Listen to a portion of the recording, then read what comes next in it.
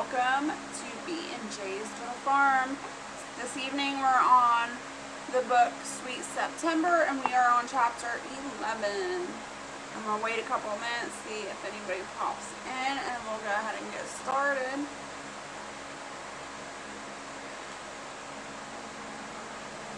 It says I've got one watching. Hello and welcome. Thanks for coming in.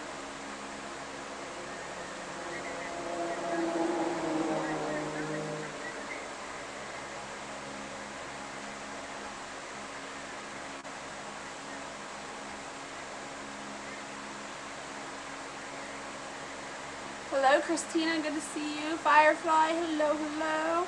Thanks for coming in.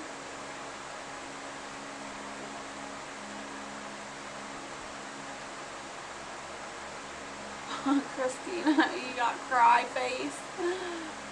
What's the crying about? It's the first time I've seen that one. Alright, we're going to go ahead and get started. We got 3 in the chat now. So we are on chapter 11 of Sweet September.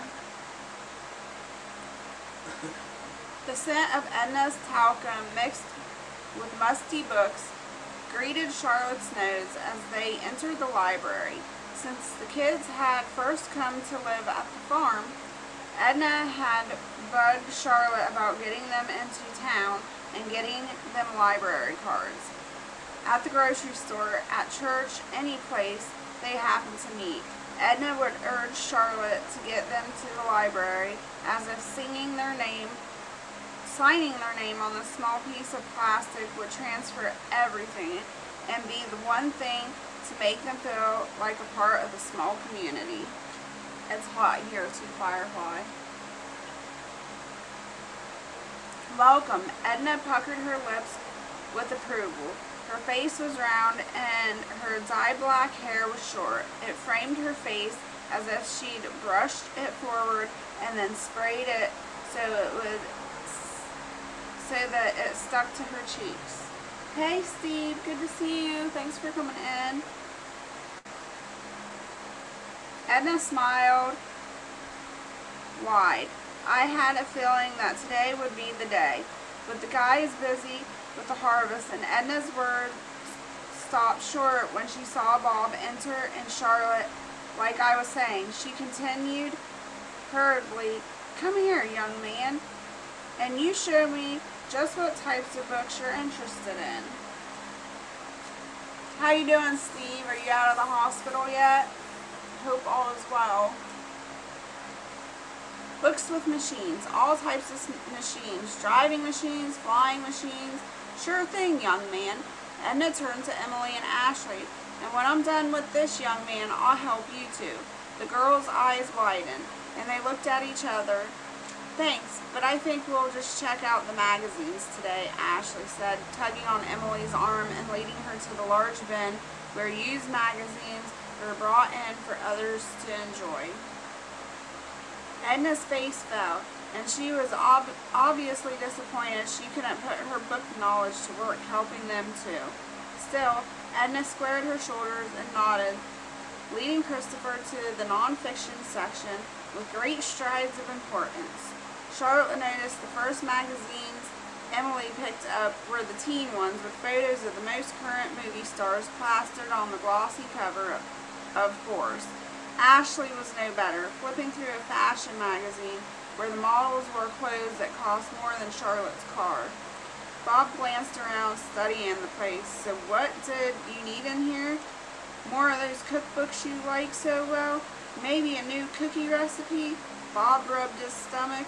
Actually, I was thinking of picking up some books for Sam's report. I think there's a whole Nebraska shelf around here. I don't think so. What do you mean? It's Sam's report. Sam can get his own books. But he's helping Pete. That's his choice. And if I don't get him now, it will mean another trip into town for me. Bob opened his mouth again and then closed it. He glanced toward Emily and Ashley, whose gaze were intent on them. Fine, just hurry. I'm getting a little hungry. I think these girls are too. Girls, why don't you wait outside on the bench while I help with these books? Bob pointed to the park bench positioned in front of the library. They nodded and tossed their magazines back into the bin, then hurried outside. He turned back to Charlotte. Go get what you need for Sam, if you think it's best. Charlotte nodded, then moved among the rows of books. The knot in her stomach from this morning's events crunched tighter and tighter with each step. Maybe Bob was right. Maybe she was making things too easy for Sam. Someday soon, he'd have to figure out this stuff on his own. After all, it wouldn't be long before he was old enough to move out and make his own decisions. Then what? Charlotte scanned the aisles and soon found the shelf of books on Nebraska. Her hand trembled as she reached for one and paused. Sam needs help, she told herself. He's been through a lot. Besides, I really don't have time to make another trip into town this week. Pinching her lower lip between her teeth, she picked out a half dozen that she thought would interest Sam. She carried them to the front and noticed Christopher already waiting with a large stack in his arms. Hey, Harvest Mary Moon, good to see you.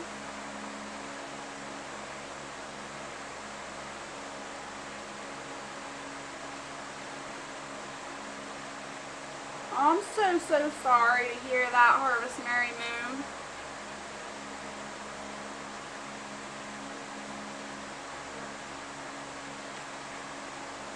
It doesn't matter if he was a dog or not. That's a family member. I totally understand. I'm so sorry.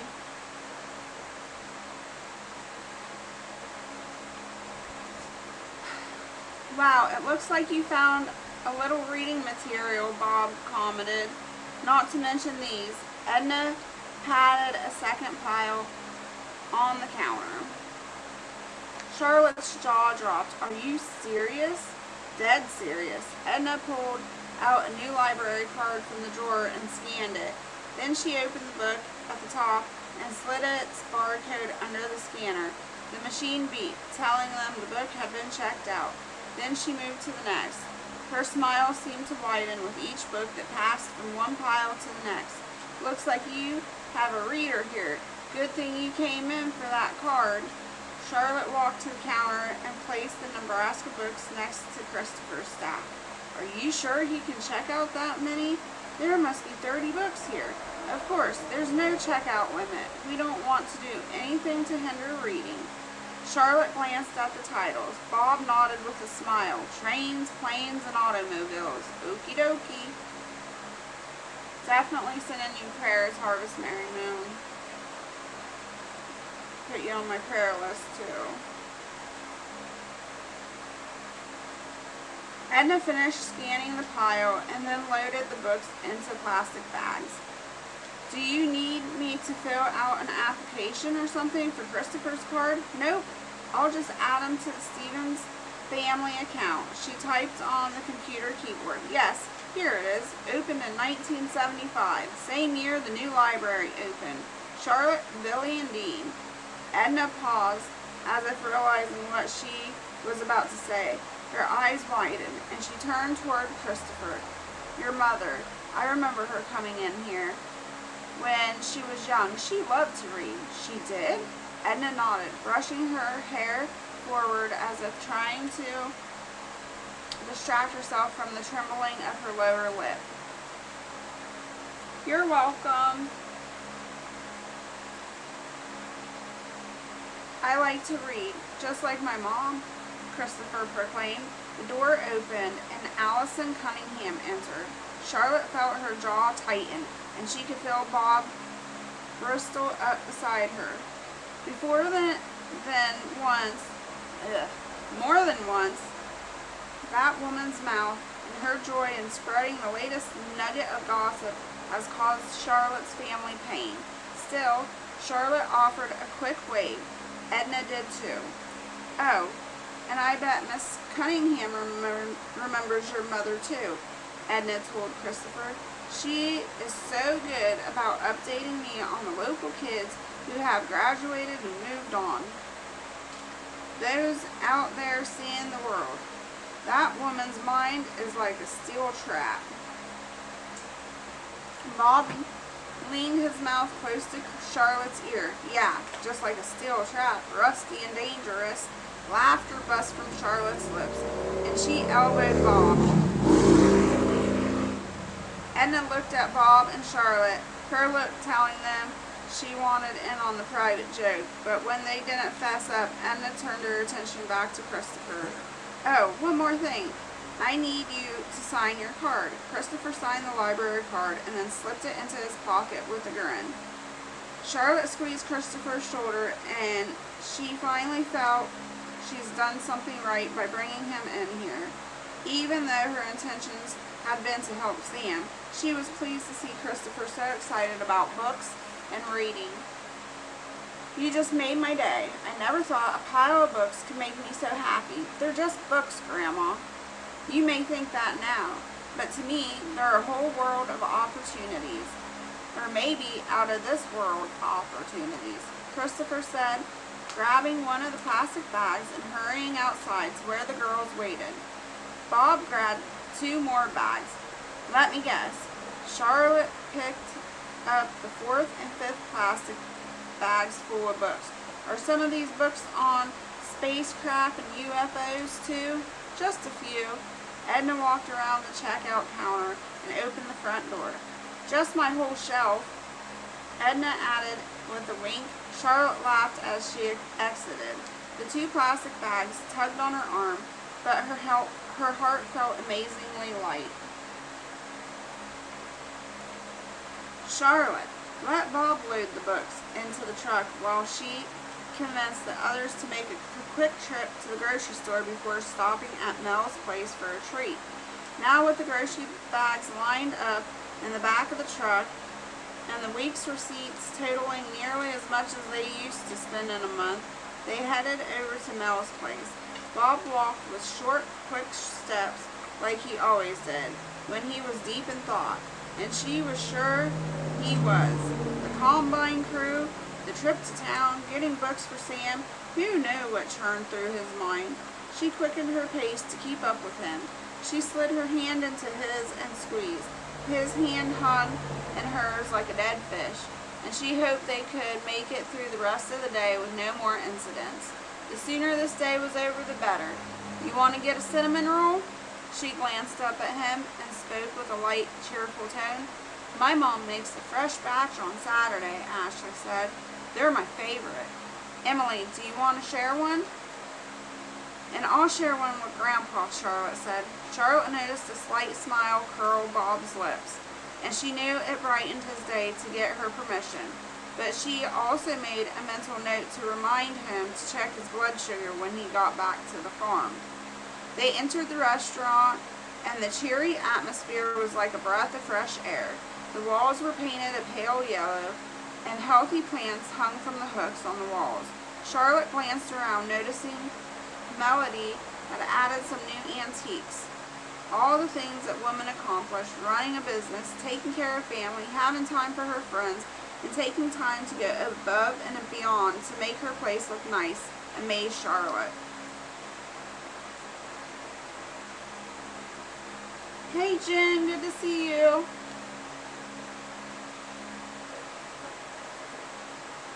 Yeah, I took a nap too. What are you cooking for supper?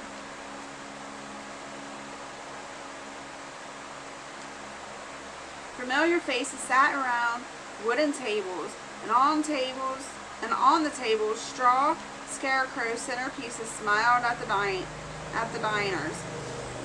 Local art hung on the walls, and Charlotte recognized landscape scenes painted by an older lady who attended their church. But the art wasn't what caught her attention. She breathed in the scent of fresh baked goods and coffee, and turned her attention to the glass case that displayed muffins and pies and other desserts. The door had hardly shut behind them when Charlotte saw Melody rise from one of the booths just inside the door. She wore a bright orange shirt covered with even brighter spring flowers. On anyone else, such a shirt would look like a walking flower stand, but on Melody, it simply accentuated her bright smile. Well, look here. Just the family I was hoping to see today. Melody's arms circled Charlotte and pulled her into a warm hug. Charlotte patted Melody's back and smiled.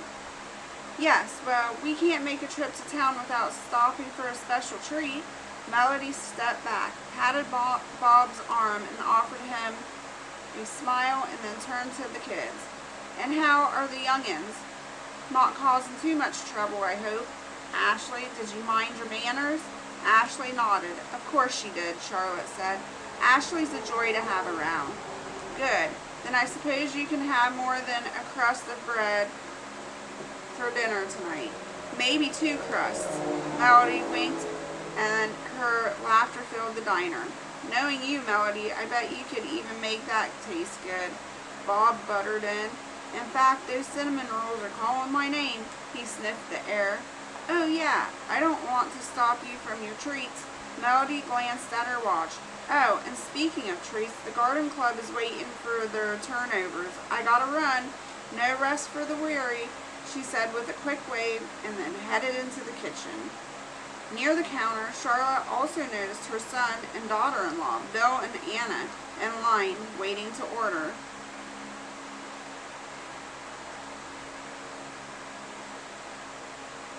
Firefly says, I swam in the river earlier. I bet that was nice.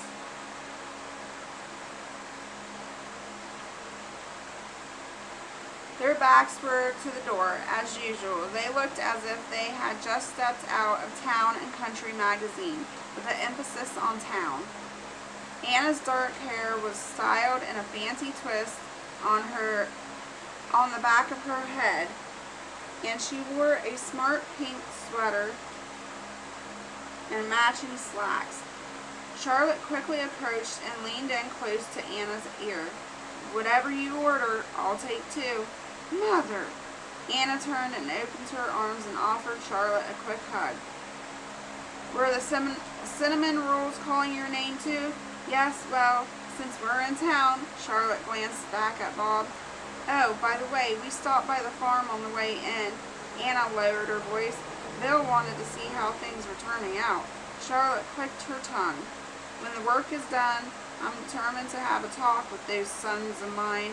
I know they just want to help, to watch out for their dad, but I'm not so sure they went about it the right way.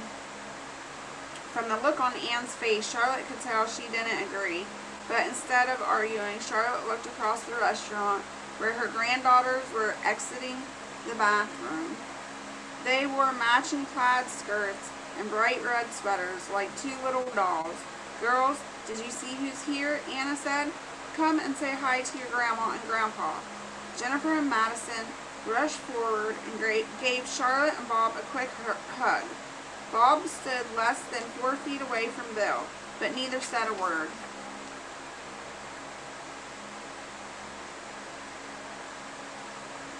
Nope, I go in the high tide. It's hot out there.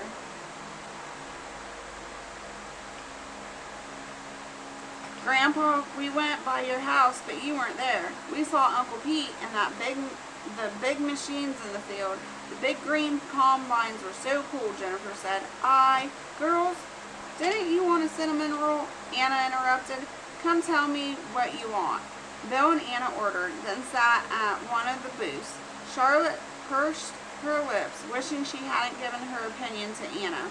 She was sure that as soon as they were out of earshot, Anna would spill every word. Hi, Charlotte. Bob, said Melody's assistant, Jenny. Jenny's long reddish hair was tucked in a hairnet, reminding Charlotte of that I Love Lucy episode where Lucille Ball and her friend Ethel worked at the chocolate factory. The uncertain anxiety in Jenny's face also matched Lucy's. What can I get you today? I'll have a bear claw, Christopher declared, raising his curled fingers for Jenny to see. You're going to get one of those because you like saying that, Emily commented. You'll never even tasted one of those before. And for you? The young woman behind the counter turned her attention to Emily. What are you having? Jenny asked, smacking her gum as she talked. I'll take a whole wheat chip chocolate chip cookie and a grand double shot mocha with whipped, please. Charlotte glanced at Emily, unsure if she had heard her right. For someone who made sure everything she ate or drank was healthy, that sure was a loaded drink. All the sugar, caffeine, and even the fat in the milk. Emily, are you sure? Charlotte asked. Yes, a mocha. Emily's jaw was set. Coffee? You drink that stuff? Ashley wrinkled her nose. I'll have the same, but leave out the coffee. Just make mine a hot chocolate. Jenny cocked her eyebrow at Ashley. And you think I'm going to serve you? I think you can make your own hot chocolate. Ashley sighed and hurried behind the counter. Emily just drinks coffee because it makes her seem like she's a grown-up. Christopher leaned over the counter. Do not, do too. Oh, shut up, dummy. You are what you say, Christopher spouted. Kids, that's enough, Bob stated sharply. The kids shut their mouths, but the argument continued in their sideways glances and flared nostrils. Bob pointed to the young woman helping Jenny. Her name tag read Serena. She had a long black braid with a bright red bow tying it off. She carried a tray with a large bear claw on a plate. Christopher, I think that one's for you, Bob pointed to the plate.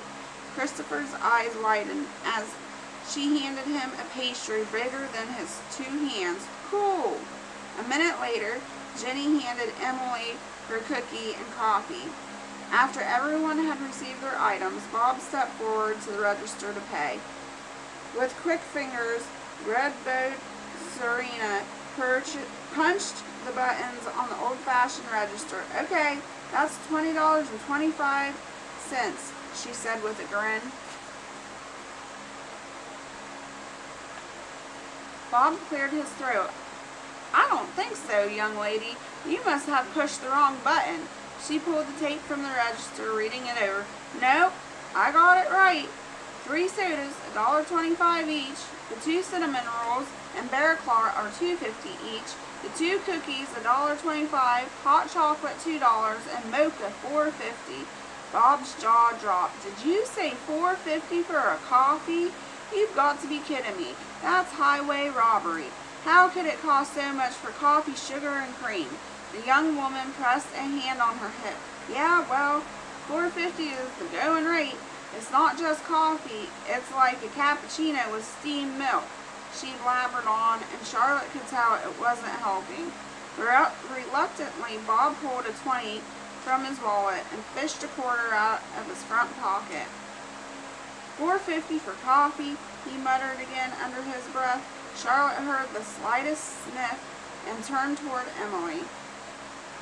All the color had drained from their granddaughter's face. Without a word, Emily stepped forward and placed the coffee on the counter. Then, with quick steps, she hurried out the door and down the sidewalk, leaving the jingling of the 3 tiny bells on the glass door in her wake.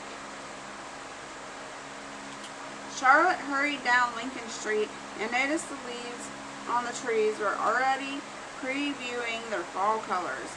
Flags hung motionless from poles, their limp display mimicking Charlotte's sinking heart. She crossed the street and then paused before Fabrics and Fun, hoping Emily had stopped in to see Bob's sister, Rosemary.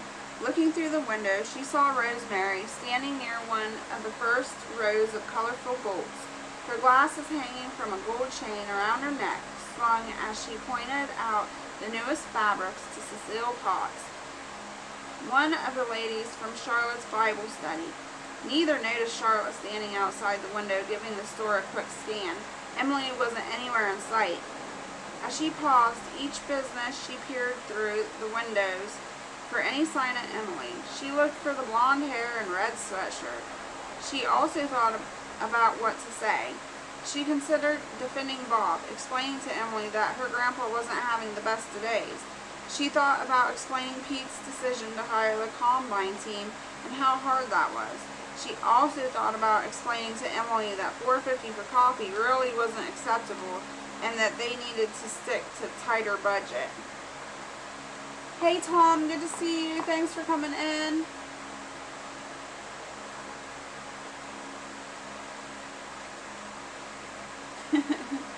Yeah, it's a hot one. In the end, Charlotte considered what Denise would do. She hadn't been around her daughter very often to watch Denise in her role as a mom. Still, the words her daughter had spoken to her years ago before she ran away replayed in her mind. Mom, you always have an explanation. You always have a lecture, but you never listen. You never take time to hear my side of things. Denise had said those words more than once. Charlotte had thought she'd listened, but looking back, she realized most of the time she'd been too impatient. Being on a farm meant work, hard work. There wasn't much time just to sit and shoot the breeze. Besides, Denise had been a girl. What had she known about life? Charlotte crossed her arms and hugged them to herself more tightly. She imagined Emily did have a side, did have a reason for her reaction. The emotional retreat mixed with Emily's words last night about not having anything to stick around for told Charlotte there was something happening inside the girl's mind and heart, more than she let on. Charlotte passed the remaining small shops and found herself at the end of Lincoln Street. There, she looked across the street to the park and saw Emily sitting on a park bench. The bench was facing away from Charlotte, but she could tell from the slight shaking of the young girl's shoulders that tears hadn't stopped. Charlotte waited until an old truck passed, then walked across the street. She sat next to Emily without a word. Instead, she just wrapped an arm around Emily's shoulders. The girl sat stiff and straight. Emily pressed her lips together and tried to control her tears. Her attempts to hold back caused little bursts of emotions to break through in pitiful squeaks. After a minute, Emily crumbled. She pulled her thin legs up on the bench and leaned her chest against Charlotte's shoulder. I'm sorry, Grandma. I didn't think the coffee was that much. Charlotte opened her mouth to speak, then remembered Denise's words and closed it again. After a minute passed, Emily took a deep breath, shuddering breath. My mom and me, we like to go to our favorite coffee shop. We'd always order the same thing. We both got a mocha, and she'd call it our girl time. Sounds as if it was your special thing to do together. Charlotte tilted her head so she could see Emily's face. Her own fingers trembled slightly as she brushed the girl's bangs back from her forehead. Yeah, and it was during coffee time. We'd work on our list. Your list? You know, the list of 5. 5 places you'd like to visit someday. 5 favorite foods. 5 favorite movies. Charlotte's heartbeat quickened. Her throat grew hot and thick. She closed her eyes and lifted her face to the sun, thinking about another young woman with her head on her shoulder. Without meaning to, a small squeak sounded from Charlotte's own lips as she tried to hold back her emotions. Listen to us. We sound like squeaky mice. Charlotte wiped a wayward tear. Emily sat straight and turned to face her. I'm sorry. I didn't mean to make you cry. I miss her, that's all. I'm sorry I brought it up. No, honey, don't be sorry. I'm glad you did.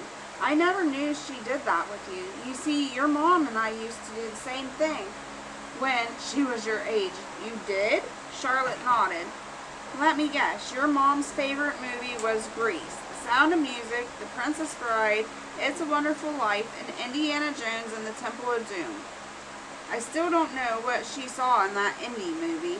Yeah, those were her favorites. And when I mentioned I hadn't seen any of them, we watched all 5 in one weekend. Charlotte smiled, trying to imagine that. Actually, I think she thought the Indiana Jones guy was kind of cute, Emily confessed.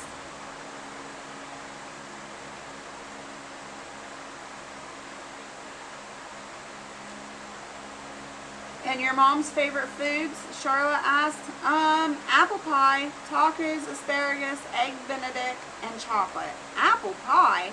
Charlotte mouthed. Remembering the apples she'd been peeling just this morning, she could make a pie instead of applesauce. A sad smile tugged at her lips, and she took Emily's hand. I'm so glad you shared that. It makes me feel close to your mom again. I know. The thing I'm scared most of is that I'll forget what she looked like. How she laughed at the same jokes Christopher told over and over. How she'd poke Sam in the belly and tell him to stop growling. I especially never want to forget our coffee time. Let's work together and share more of our memories often to make sure that that doesn't happen. We'll make sure neither one of us forgets. Deal? Deal. Emily patted Charlotte's hand. It wasn't a huge embrace, but it was a good start. Someone cleared his throat behind them. She turned and noticed Bob standing there. The cup of coffee seemed out of place in his large, calloused hand. I thought you'd be in this direction. Expected you might want this too. Bob stretched out the coffee to Emily. She hesitated before taking it. Go ahead. I sure don't care to drink it. Your grandma would tan me if I even took a sip, especially seeing that I plan on eating half this cinnamon roll. He held up a small paper bag in his other hand. Thank you, Grandpa, Emily said, taking the coffee. Oh, and I guess there's a special deal. Bob slipped a small card out of his front shirt pocket. That girl in that there said that if I buy 10 coffees, I'd earn 2 for free. He paused and handed a card to Emily. Charlotte's heart grew warm, and a soft sigh escaped her lips. Really? Emily took it and turned to Charlotte. So, maybe we can come in sometime and have a coffee and a talk? I'd love to. I might even try that fancy coffee. Though, I'm more of a black coffee girl myself. They rose and turned back to the main street. A peaceful expression replaced Emily's tear-filled face for just moments before. Don't lose that card, you hear, Bob mumbled. Emily offered her grandpa a quick hug, and when she pulled back, he held on for just a brief second. He then turned to Charlotte and squeezed her shoulder. They watched Emily walk toward Ashley, who was waiting at the end of Lincoln Street. Times change, don't they? Yes, Bob Stevenson, that's right. Charlotte nodded. But as long as we can share a cinnamon roll every once in a while, I don't mind so much. Now show me what's hiding in that bag. And you better not have started in. Sometimes your half is more like 3/4. And sometimes, woman, you pay too close attention to things.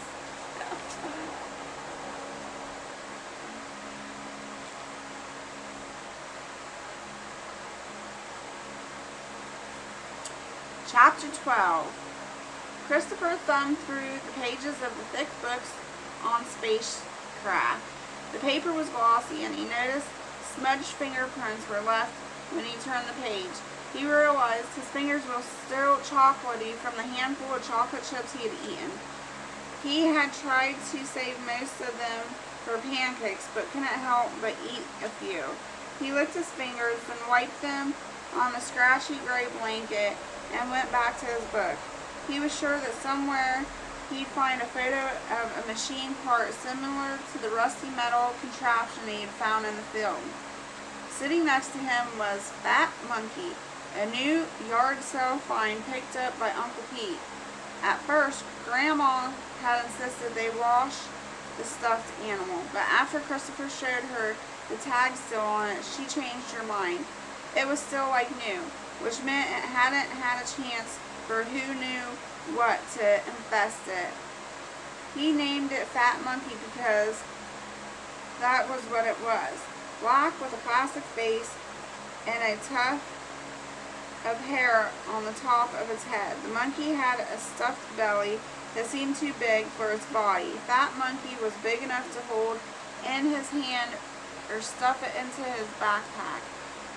It was a perfect pal to join him on his adventures and to look at books on spacecraft. He picked up Fat Monkey and moved his face closer to the book to get a better view on the page that showed how rockets were built. Christopher studied the many parts. What do you think, Fat Monkey? Does it look anything like our contraption?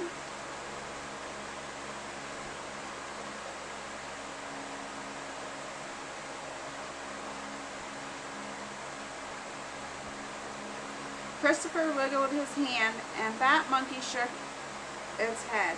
No, I didn't think so either. He heard footsteps downstairs and decided to check it out. They were heavy-booted footsteps, either Grandpa's or Uncle Pete's. Maybe they had chores to do. Maybe they needed his help. Sometimes being around his grandparents and uncle was like finding out Santa Claus was real. He'd heard about them his whole life, but he couldn't remember ever seeing them except in photos. They were different than the old neighbors in San Diego. Uncle Pete's and Grandpa's clothes were usually dirty.